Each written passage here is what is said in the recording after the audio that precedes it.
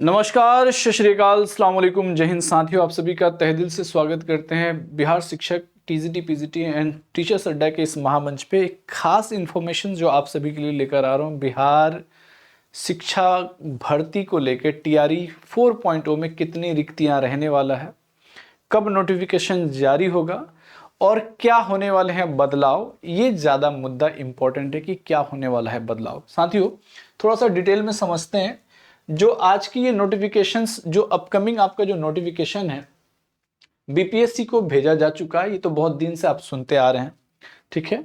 BPSC द्वारा विज्ञापन एक सप्ताह के बाद कभी भी जारी किया जा सकता है, जो कि टेंटेटिव डेट 25 फरवरी से पहले विज्ञापन जारी होने की पूरी संभावना, ऐसा बताया जा रहा है। लगभग 45,000 के करीब में पद विज्ञापन जारी होने की संभावना, लेकिन इसमें शामिल कौन लोग नहीं है? म्यूजिक शिक्षक, दूसरा आपके कंप्यूटर शिक्षक, और भी कई भाषाओं के एक भी सीट, एक भी पद रिक्त नहीं है इसमें।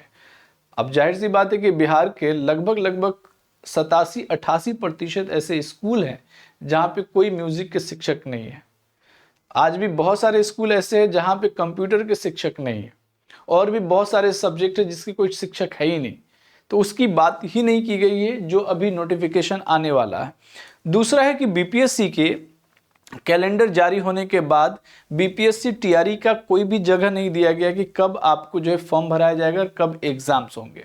लेकिन इसी बीच एक नया बात सुनने को ये मिल रहा है कि हो सकता है कि इस बार ये चेंजेस आ जाए कि बीपीएससी टीआरई 4 रिक्रूटमेंट में जो चेंजेस होने जा रहा है, जो बदलाव करने जा रहा है, अब एक कैंडिडेट एक रिजल्ट को लेके नीति लागू होगा। ध्यान दीजिए, एक कैंडिडेट एक रिजल्ट की नीति लागू होगी।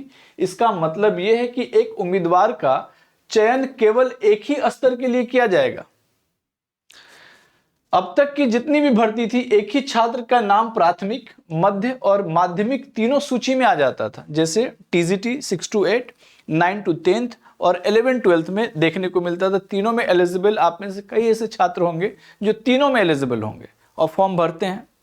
किसी में भी रिजल्ट बन जाए, आप ज्वाइन करते हैं। ऐसे बहुत सारे छात्र ऐसे होते हैं जो तीनों में उनका रिजल्ट हो जाता है, तो किसी एक में वो ज्वाइन करते हैं, ठीक है, जिससे कई सीटें खाली रह जाती है। और इस नए नीति या नए नियम, अब एक सीट पर केवल एक ही व्यक्ति का हक होगा, जिससे चयन प्रक्रिया में पारदर्शिता आएगी। अगर ऐसा होता है तो आप खुद कमेंट करके बता सकते हैं कि अगर टीजीटी में 6 to 8, 9 to 10th में अगर फॉर्म भरते हैं और पीजीटी में 11-12th में भरते हैं और पीजीटी में हो जाएगा तो टीजीटी की सीट खाली रहेगी, ठीक है।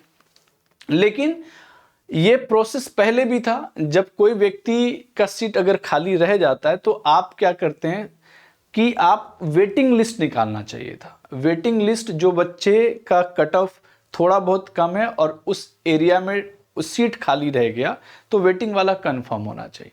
ये जो है प्रक्रिया अगर शुरू होता है तो बेटर होगा आने वाले फ्यूचर के लिए, स्टूडेंट्स के लिए। अगर ऐसा रह गया कि अगर सिर्फ एक ही फॉर्म भरा जाए कि हम पीजीटी के लिए एलिजिबल है तो पीजीटी भर सकते हैं और टीजीटी के लिए एलिजिबल है तो टीजीटी नहीं भर सकते हैं, तो फिर इस तरह से प्रक्रिया में दिक्कतें आएंगी। बच्चों के जो है बहुत सारे, हो सकता है खुदा ना खास्ता किसी का पीजीटी में सिलेक्शन ना हो, वो टीजीटी भर ही नहीं पाया, तो उस कंडीशन पे क्या होगा फिर? तो इसका निर्णय आप लोग लेंगे। यही है आज का खास मुद्दा, जिसे आप कह सकते हो, इसका मतलब एक कैंडिडेट एक रिजल्ट की प्रक्रिया है और यही होने जा रहा है बिहार सरकार में। तो आप अपने दोस्तों तक जरूर फैलाएं इस बात को। जितने भी टीआरई की प्रिपरेशन करने वाले छात्र छात्राएं हैं, उन तक ये चीज़ें पहुंचनी चाहिए। बाकी आप लोग कमेंट करके बता सकते हैं। All the best. जय हिंद, जय भारत साथियों।